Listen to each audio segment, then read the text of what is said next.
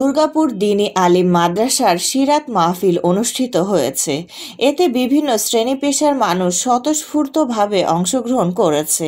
উপস্থিত বক্তাদের মধ্যে বিশ্বনবী হজরত মুহাম্মদ মুস্তাফা সাল্লাল্লাহু আলাইহি সাল্লামের জীবনী সহ মানব কল্যাণের নানাবিধ বিষয়ে সুন্দর বক্তব্য উপস্থাপন করেছেন বক্তারা। এতে উপস্থিত ছিলেন দেশের প্রখ্যাত ওলামায়ে কেরাম সহ উকিল, প্রফেসর ও সমাজের অনেক স্বনামধন্য ব্যক্তিবর্গ। বিস্তারিত থাকছে দুর্গাপুর প্রতিনিধি শাহজাহান এর প্রতিবেদনে। তিনি সকলের নবী।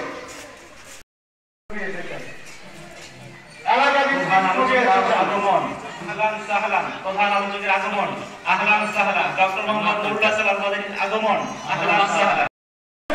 সারা বিশ্ব কামিয়াব হবে, এটাই বাস্তবতা।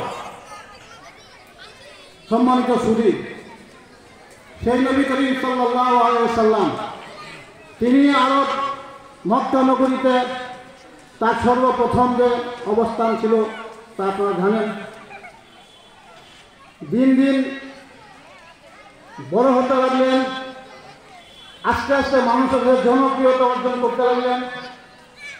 এমন জনপ্রিয়তা যে তিনি খেতাব পেয়েছেন আল আমিন।